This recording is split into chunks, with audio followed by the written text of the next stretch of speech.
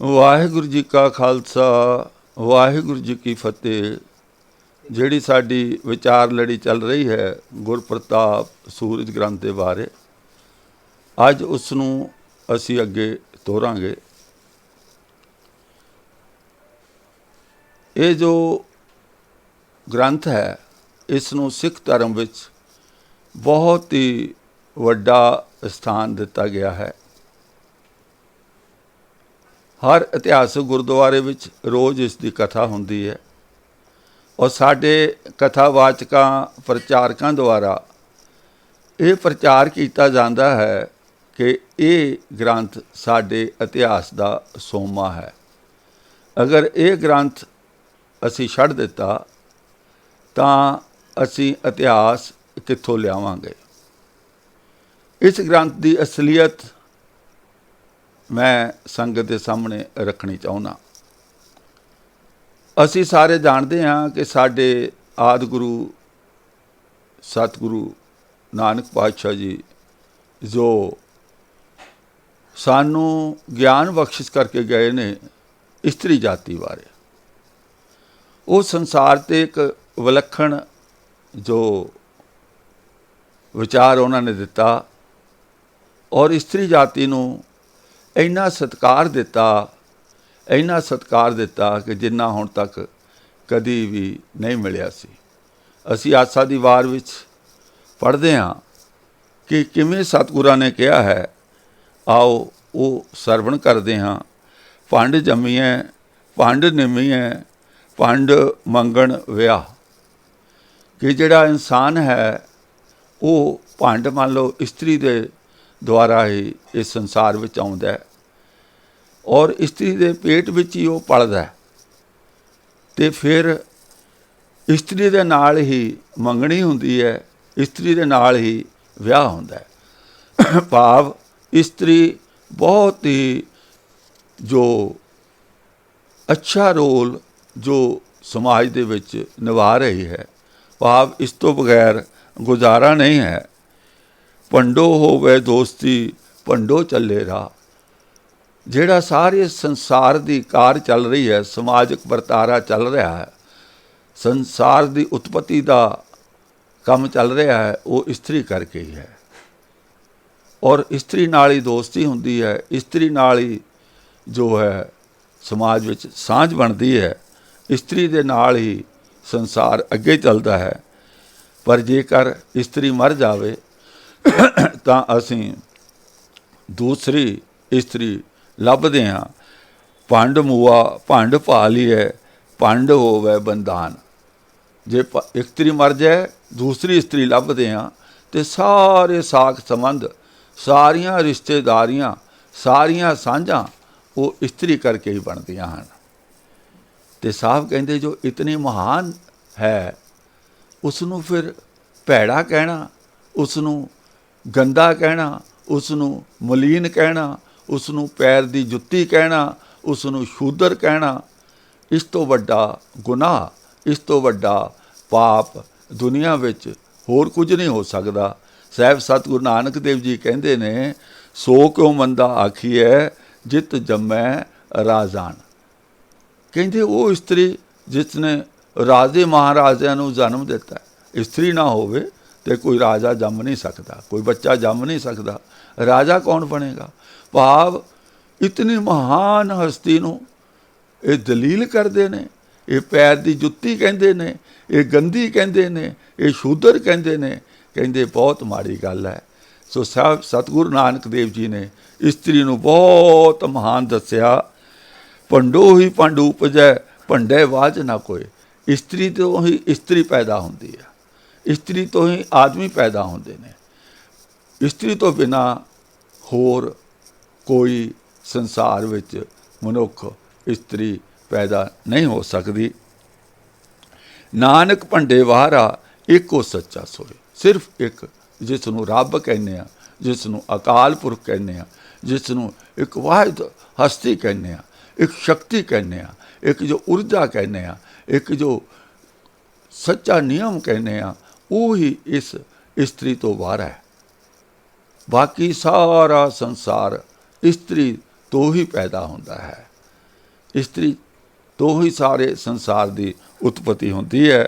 ਅੱਗੇ ਸਾਹਿਬ ਕਹਿੰਦੇ ਨੇ, ਨਾਨਕ ਭੰਡੇ ਵਾਹਰਾ ਏਕੋ ਸੱਚਾ ਸੋਏ। ਸਿਰਫ ਇੱਕ ਰੱਬ, ਇੱਕ ਅਕਾਲ ਪੁਰਖ, ਇੱਕੋ ਸ਼ਕਤੀ ਉਸ ਤੋਂ ਬਾਹਰੀ ਹੈ।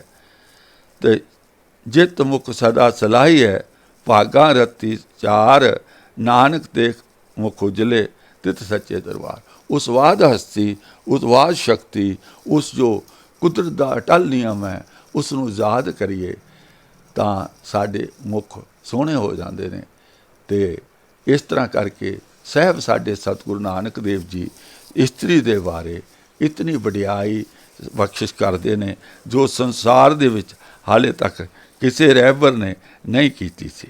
ਪਰ ਆਓ ਅਸੀਂ ਇਸ ਗ੍ਰੰਥ ਸੂਰਜ ਪ੍ਰਕਾਸ਼ ਗ੍ਰੰਥ, ਜੋ ਕਵੀ ਸੰਤੋਖ ਸਿੰਘ ਨੇ ਲਿਖਿਆ, ਉਸ ਦੇ ਵਿੱਚੋਂ ਅਸੀਂ ਸਮਝਣ ਦੀ ਕੋਸ਼ਿਸ਼ ਕਰਦੇ ਹਾਂ ਕਿ ਇਹ ਕਵੀ ਸੰਤੋਖ ਸਿੰਘ, ਕਿਉਂਕਿ ਇਹ ਜੋ ਕੁਝ ਕਹਿੰਦਾ, ਇਸ ਦੇ ਮਨ ਦੀ ਉਪਜ ਆਪਣੇ ਮਨ ਦੀ ਉਪਜ ਹੈ।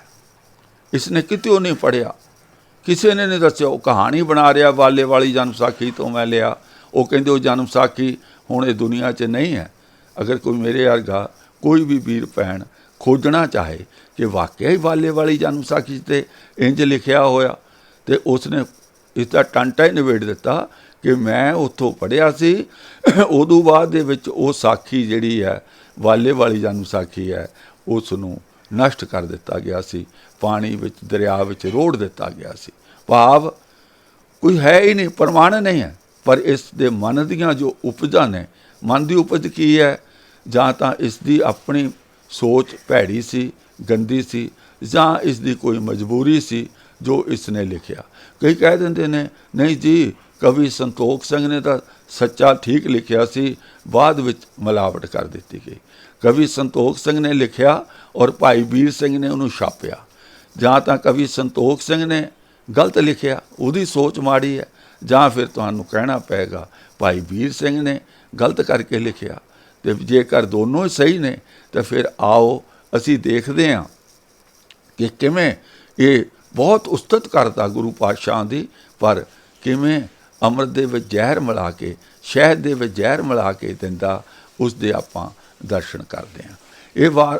ਇਹ ਜੋ ਕਹਾਣੀ ਹੈ, ਇਹ ਇਤਿਹਾਸ, ਇਹ ਸਾਖੀ ਉਸ ਸਮੇਂ ਦੀ ਹੈ, ਇਹ ਵਾਰਤਾ ਉਸ ਸਮੇਂ ਦੀ ਹੈ ਜਦੋਂ ਗੁਰੂ ਨਾਨਕ ਪਾਤਸ਼ਾਹ ਜੀ ਸੁਲਤਾਨਪੁਰ ਲੋਧੀ ਵਿਖੇ ਇੱਕ ਨੌਕਰੀ ਕਰ ਰਹੇ ਸਨ, ਹੱਟੀ 'ਤੇ ਨੌਕਰੀ ਕਰਦੇ ਸਨ, ਜੋ ਕਾਫੀ ਸਾਲ ਆਪਣੇ ਭਈਆ, ਆਪਣੇ ਜੋ ਹੈ ਭੈਣ ਦੇ ਆਦਮੀ ਜੈ ਰਾਮ, ਜੋ ਭਈਆ ਜੈ ਰਾਮ ਦੇ ਕੋਲ ਰਹੇ। ਉਸ ਵੇਲੇ ਦੌਲਤ ਖਾਂ ਲੋਧੀ ਦੇ ਕੋਲ ਨੌਕਰੀ ਕਰ ਰਹੇ ਸਨ, ਹੱਟੀ ਚਲਾ ਰਹੇ ਸਨ, ਜਿੱਥੇ ਆਪਾਂ ਆਮ ਕਹਿੰਦੇ 13 ਤੋਲਿਆ। ਉਸ ਵੇਲੇ ਜਦੋਂ ਸ਼ਿਕਾਇਤ ਹੋਈ ਦੌਲਤ ਖਾਨ ਕੋ ਵੀ ਗੁਰੂ ਨਾਨਕ ਦਾ ਲੁਟਾ ਰਿਹਾ ਹੈ, ਤਾਂ ਉਸਨੇ ਹਿਸਾਬ ਕਿਤਾਬ ਲਈ ਆਪਣੇ ਕੋਲ ਬੁਲਾਇਆ ਕਿ ਮੈਨੂੰ ਲੇਖਾ ਦਿਓ, ਹਿਸਾਬ ਕਿਤਾਬ ਦਿਓ। ਜਦੋਂ ਹਿਸਾਬ ਕਿਤਾਬ ਦੇਣ ਗਏ, ਉਦੋਂ ਜੈ ਰਾਮ ਜੀ ਨੂੰ ਪੁੱਛਦੇ ਨੇ ਦੌਲਤ ਖਾਨ ਲੋਧੀ ਕਿ ਇਹ ਵਿਆਹਿਆ ਹੋਇਆ ਜਾਂ ਨਹੀਂ ਹੈ, ਇਸ ਦਾ ਨਾਂ ਕੀ ਹੈ। ਜਾਣ ਪਛਾਣ ਹੋਣ ਲੱਗੀ ਤਾਂ ਭਈਆ ਜੈ ਰਾਮ ਜੀ ਨੇ ਕਿਹਾ ਕਿ ਇਹ ਹਾਲੇ ਵਿਆਹਿਆ ਨਹੀਂ ਆ, ਕੁੜਮਾਈ ਹੋਈ ਹੈ, ਇਹ ਰੱਬ ਦਾ ਭਗਤ ਬੰਦਾ, ਰੱਬ ਨੂੰ ਬਹੁਤ ਯਾਦ ਕਰਦਾ। ਅਤੇ ਇਸ ਤਰ੍ਹਾਂ ਕਰਕੇ ਜਦੋਂ ਇਸ ਤਰ੍ਹਾਂ ਵਡਿਆਈ ਕੀਤੀ ਤਾਂ ਅੱਗੋਂ ਜੋ ਹੈ ਉਹ ਕੀ ਕਹਿਣ ਲੱਗਾ, ਕੌਣ? ਦੌਲਤ ਖਾਂ ਲੋਧੀ ਕਹਿਣ ਲੱਗਾ ਕਿ ਭਾਈ ਠੀਕ ਹੈ, ਇਹ ਜਦੋਂ ਤੱਕ ਵਿਆਹ ਨਹੀਂ ਹੁੰਦਾ ਉਦੋਂ ਤੱਕ ਸਾਰੇ ਹੀ ਭਜਨੀਕ ਲੱਗਦੇ ਨੇ, ਭਗਤ ਲੱਗਦੇ ਨੇ। ਜਦੋਂ ਔਰਤ ਘਰ ਵਿੱਚ ਆਉਂਦੀ ਆ ਅਤੇ ਵੱਡੇ ਵੱਡੇ ਜਿਹੜੇ ਆ ਸਾਰੀ ਭਗਤੀ ਛੱਡ ਕੇ ਔਰਤ ਦੀ ਪ੍ਰੀਤ ਵਿੱਚ ਪੈ ਜਾਂਦੇ ਨੇ। ਤਾਂ ਉਸ ਵੇਲੇ ਜਦੋਂ ਇਹ ਲਫ਼ਜ਼ ਦੌਲਤ ਖਾਂ ਲੋਧੀ ਨੇ ਕਹੇ ਤਾਂ ਗੁਰੂ ਨਾਨਕ ਪਾਤਸ਼ਾਹ ਉਸ ਨੂੰ ਜਵਾਬ ਦਿੰਦੇ ਨੇ। ਉਹ ਆਪਾਂ ਜਵਾਬ ਸੁਣਨਾ ਹੈ। ਕੀ ਕਹਿੰਦੇ ਨੇ? ਜਿਨ ਕੋ ਮਨ ਹਰ ਪ੍ਰੇਮ ਹੈ ਪੂਰਾ। ਗੁਰੂ ਨਾਨਕ ਪਾਤਸ਼ਾਹ ਦੇ ਮੁਖ ਤੋਂ ਕਵੀ ਸੰਤੋਖ ਸਿੰਘ ਕਢਾ ਰਿਹਾ ਹੈ ਕਿ ਜਿਹਨਾਂ ਮਨੁੱਖਾਂ ਦੇ ਮਨ ਵਿੱਚ ਰੱਬ ਦੇ ਨਾਲ ਪੂਰਾ ਪ੍ਰੇਮ ਹੁੰਦਾ ਹੈ, ਨਿਸਵਾਸਰ ਕਬ ਹੋਏ ਨਾ ਊਰਾ, ਉਹ ਦਿਨ ਰਾਤ ਪਿਆਰ ਘਟਦਾ ਨਹੀਂ ਹੈ। ਤਾਂ ਫਿਰ ਉਹ ਲੋਕ ਕੀ ਕਰਦੇ ਨੇ, ਤਿਨ ਕੇ ਮਨ ਕਿਆ ਨਾਰ ਮਲੀਨੀ ਭਾਵਤ ਜੋ ਦੁਰਗੰਧੈ ਭੀਨੀ। ਆਹ ਜਿਹੜੇ ਲਫ਼ਜ਼ ਨੇ ਇਹ ਨਿਰੀ ਜ਼ਹਿਰ ਹੈ ਜੋ ਕਵੀ ਸੰਤੋਖ ਸਿੰਘ ਗੁਰੂ ਨਾਨਕ ਪਾਤਸ਼ਾਹ ਦੇ ਮੁਖ ਚੋਂ ਕਢਵਾ ਰਿਹਾ। ਕੀ ਕਹਿੰਦੇ ਨੇ, ਤਿਨ ਕੇ ਮਨ ਕਿਆ ਨਾਰ ਮਲੀਨੀ, ਕਹਿੰਦੇ ਉਹਨਾਂ ਦੇ ਮਨ ਵਿੱਚ ਇਹ ਮਲੀਨੀ ਗੰਦੀ ਔਰਤ, ਇਹ ਗੰਦੀ ਔਰਤ ਉਹਨਾਂ ਮਨੁੱਖਾਂ ਦੇ ਮਨ ਵਿੱਚ ਕਿਵੇਂ ਭਾ ਸਕਦੀ ਆ ਜਿਹੜੇ ਰੱਬ ਨਾਲ ਜੁੜੇ ਹੋਏ ਨੇ। ਭਾਵ ਔਰਤ ਜਿਹੜੀ ਆ ਉਹ ਮਲੀਨ ਹੈ, ਗੰਦੀ ਹੈ, ਇੱਥੇ ਵੱਸ ਨਹੀਂ ਕੀਤੀ। ਜੋ ਦੁਰਗੰਧ ਹੈ ਭੀਨੀ, ਜਿਹੜੀ ਔਰਤ ਦੁਰਗੰਧ ਦੀ ਭਰੀ ਹੋਈ ਹੈ, ਭਾਵ ਔਰਤ ਮਲੀਨ ਹੈ, ਗੰਦੀ ਹੈ, ਉਹਦੇ ਵਿੱਚੋਂ ਬਦਬੂ ਆਉਂਦੀ ਹੈ। ਕੌਣ ਕਹਿ ਰਿਹਾ? ਗੁਰੂ ਨਾਨਕ ਦੇ ਮੁਖ ਵਿੱਚੋਂ ਕਵੀ ਸੰਤੋਖ ਸਿੰਘ ਕਢਵਾ ਰਿਹਾ ਕਿ ਗੁਰੂ ਨਾਨਕ ਪਾਤਸ਼ਾਹ ਨੇ ਦੌਲਤ ਖਾਂ ਲੋਧੀ ਨੂੰ ਇੰਝ ਕਿਹਾ ਕਿ ਗੰਦੀ ਔਰਤ, ਬਦਬੂਦਾਰ ਔਰਤ, ਉਹ ਉਹਨਾਂ ਦੇ ਮਨ ਨੂੰ ਪਾਉਂਦੀ ਨਹੀਂ ਜਿਹੜੇ ਰੱਬ ਦੇ ਭਗਤ ਨੇ, ਰੱਬ ਨੂੰ ਯਾਦ ਕਰਦੇ ਨੇ। ਇਹ ਉਹੀ ਗੁਰੂ ਨਾਨਕ ਹੈ ਜਿਹੜਾ ਆਪਣੀ ਬਾਣੀ ਵਿੱਚ ਇਹ ਕਹਿ ਰਹੇ ਨੇ ਗੁਰੂ ਨਾਨਕ ਪਾਤਸ਼ਾਹ ਕਿ ਸੋ ਕੋ ਮੰਦਾ ਆਖੀਏ ਜਿਤ ਜੰਮੈ ਰਾਜਾਨ। ਔਰਤ ਨੂੰ ਭੈੜਾ ਕਿਉਂ ਕਹਿੰਦੇ ਹੋ? ਕਿਵੇਂ ਕਹਿ ਸਕਦੇ ਹਾਂ? ਉਹ ਤਾਂ ਬੜੀ ਮਹਾਨ ਹੈ। ਪਰ ਕਵੀ ਸੰਤੋਖ ਸਿੰਘ ਨੇ ਇਹ ਦੋ ਲਾਈਨਾਂ ਲਿਖ ਕੇ ਇਹ ਸਿੱਧ ਕਰ ਦਿੱਤਾ ਕਿ ਗੁਰੂ ਨਾਨਕ ਪਾਤਸ਼ਾਹ ਦੇ ਮਨ ਵਿੱਚ ਔਰਤ ਜਾਤੀ ਲਈ ਬਹੁਤ ਵੱਡੀ ਨਫ਼ਰਤ ਸੀ। ਅੰਦਾਜ਼ਾ ਲਾ ਲਓ। ਫਿਰ ਅੱਗੇ ਕੀ ਕਹਿ ਰਹੇ ਨੇ ਗੁਰੂ ਨਾਨਕ ਪਾਤਸ਼ਾਹ? ਅੱਗੇ ਇਹ ਕਹਿ ਰਹੇ ਨੇ ਕਿ ਭਾਈ ਅਸਤ ਰਕਤ ਮੱਝਾ ਪਲ ਬਾਰਾ ਕਰੇ ਪ੍ਰੀਤ ਜੋ ਬਿਨਾ ਵਿਚਾਰਾ। ਕਹਿੰਦੇ ਔਰਤ ਜਿਹੜੀ ਹੈ ਉਹ ਪਹਿਲਾਂ ਤਾਂ ਕਹਿ ਦਿੱਤਾ ਦੁਰਗੰਧ ਨਾਲ ਭਰੀ ਹੋਈ ਹੈ, ਫਿਰ ਵੀ ਕਹਿ ਦਿੱਤਾ ਮਲੀਨ ਹੈ, ਗੰਦੀ ਹੈ। ਫਿਰ ਇਹ ਕਿਹਾ ਅੱਗੇ ਕਿ ਹੱਡ ਮਾਸ ਲਹੂ ਮਿੱਝ ਅਤੇ ਵਾਲਾਂ ਦੀ ਭਰੀ ਹੋਈ ਨਾਰ ਕਿਵੇਂ ਚੰਗੀ ਲੱਗ ਸਕਦੀ ਹੈ। ਜਿਹੜੀ ਮਲੀਨ ਔਰਤ ਹੈ, ਜਿਹੜੀ ਗੰਦੀ ਔਰਤ ਹੈ, ਜਿਹਦੇ ਤੋਂ ਦੁਰਗੰਧ ਆ ਰਹੀ ਹੈ, ਜਿਹੜੀ ਹੱਡ ਮਾਸ ਮਿੱਝ ਵਾਲਾਂ ਤੋਂ ਬਣੀ ਹੋਈ। ਹੁਣ ਇਸ ਕਵੀ ਨੂੰ ਕੋਈ ਪੁੱਛੇ ਵੀ ਇਹ ਹੱਦ ਕਰ ਦਿੱਤੀ। ਬੰਦਾ ਸੋਨੇ ਦਾ ਬਣਿਆ ਹੁੰਦਾ, ਉਹਦੇ ਹੱਡ ਨਹੀਂ ਹੁੰਦੇ, ਉਹਦੇ ਮਾਸ ਨਹੀਂ ਹੁੰਦੀ, ਉਹਦੀ ਮਿੱਝ ਨਹੀਂ ਹੁੰਦੀ, ਉਹਦੇ ਵਾਲ ਨਹੀਂ ਹੁੰਦੇ। ਪਰ ਕਿਉਂਕਿ ਇਹ ਜਿਸ ਸੋਚ ਨੂੰ ਲੈ ਕੇ ਚੱਲਿਆ ਹੋਇਆ, ਉਸ ਸੋਚ ਵਿੱਚ ਔਰਤ ਨੂੰ ਸ਼ੂਦਰ ਕਿਹਾ ਗਿਆ, ਔਰਤ ਨੂੰ ਪੈਰ ਦੀ ਜੁੱਤੀ ਕਿਹਾ ਗਿਆ, ਔਰਤ ਨੂੰ ਗੁਲਾਮ ਕਿਹਾ ਗਿਆ। ਇਹ ਉਹ ਸੋਚ ਦਾ ਧਾਰਨੀ ਬੰਦਾ ਸਿੱਖ ਧਰਮ ਦਾ ਇਤਿਹਾਸ ਲਿਖ ਰਿਹਾ, ਔਰ ਸਿੱਖ ਉਸ ਸੋਚ ਦੇ ਧਾਰਨੀ ਬੰਦੇ ਦੇ ਇਤਿਹਾਸ ਨੂੰ ਸਿਰ 'ਤੇ ਚੁੱਕੀ ਫਿਰਦੇ ਨੇ। ਉਹ ਗੁਰੂ ਗ੍ਰੰਥ ਸਾਹਿਬ ਦੇ ਵਿਰੁੱਧ ਤਾਂ ਜਾ ਰਹੇ ਨੇ।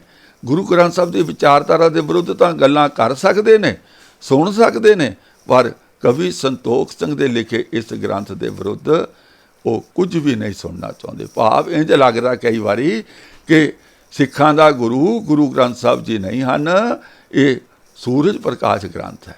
ਉਸ ਦੇ ਵਿਰੁੱਧ ਕੋਈ ਗੱਲ ਕਰਦਾ ਹੈ, ਉਹਦੇ ਪਿੱਛੇ ਡਾਂਗਾਂ ਲੈ ਕੇ ਪੈ ਜਾਂਦੇ ਆ। ਇਹ ਸਿੱਖਾਂ ਦੀ ਹਾਲਤ ਬਣੀ, ਕਿਵੇਂ ਬਣੀ ਸਮਝ ਨਹੀਂ ਆਈ। ਇੱਥੇ ਹੀ ਵੱਸ ਨਹੀਂ ਕਰਦੇ, ਅੱਗੇ ਹੀ ਲਿਖਦੇ ਨੇ ਕਿ ਭਾਈ ਜਿਹੜੇ ਇਸ ਨਾਰ ਨੂੰ ਪ੍ਰੀਤ ਕਰਦੇ ਹਨ ਉਹ ਵਿਚਾਰਹੀਣ ਹਨ। ਭਾਵ ਉਹ ਮੂਰਖ ਲੋਕ ਹਨ, ਵਿਚਾਰਹੀਣ ਹਨ, ਦਿਮਾਗ ਤੋਂ ਖਾਲੀ ਹਨ, ਜਿਹੜੇ ਔਰਤ ਨੂੰ ਦੇ ਨਾਲ ਪ੍ਰੀਤ ਕਰਦੇ ਹਨ। ਔਰਤ ਗੰਦੀ ਹੈ, ਮਲੀਨ ਹੈ, ਮੁਸ਼ਕ ਆਉਂਦਾ ਇਹਦੇ ਵਿੱਚੋਂ। ਤੇ ਫਿਰ ਇਹ ਜਿਹੜਾ ਲਿਖਾਰੀ ਹੈ ਇੱਕ ਤੀਰ ਨਾਲ ਕਈ ਨਿਸ਼ਾਨੇ ਫੁੰਡਦਾ ਪਿਆ। ਹੁਣ ਕੋਈ ਪੁੱਛੇ ਉਦੋਂ ਦਾ ਸਤਿਗੁਰੂ ਦਾ ਵਿਆਹ ਨਹੀਂ ਸੀ ਹੋਇਆ ਹਾਲੇ, जे सतगुर की वाਕਿया ही ये भावना सी, औरत बारे ये सोच सी, तो की मजबूरी सी विआह कराउण दी? की मजबूरी सी? जिवें जनेऊ पाउण तो मना किया, पर इस लिखारी ने तो सतगुरां दे जनेऊ भी पवा दिता। मान लो कुछ भी एक सिੱਖੀ का एक भी बीज इस ग्रंथ के लिखारी ने साबित नहीं छड्डिया। सारा कुछ तहस नहस कर किया होया। जनेऊ भी गुरु नानक पातशाह ने पवाता सी, श्राद्ध भी करवा दिते इहदे कोलों गुरु नानक पातशाह तो। सारे काम, सारे पखंड, सारे कर्मकांड गुरु नानक पातशाह तो इस लिखारी ने करा दिते। हुण औरत नूं भी मलीन ते गंदी सिद्ध कर दिता, बदबूदार सिद्ध कर दिता। तो फिर कोई पूछे भी विआह क्यों कराया? फिर अगों एक होर बड़ा खतरनाक सवाल सामने आउंदा। ये कह रहे भी गुरु नानक पातशाह कह रहे औरत ना प्रीत नहीं करनी। हुण गुरु नानक पातशाह दे घर दो पुत्र श्री चंद ते लक्ष्मी दास। किड्डी वड्डी गाल कढ़ रहा है कवि गुरु नानक पातशाह नूं भी औरत ना गुरु नानक पातशाह बोलते प्रीत नहीं करनी।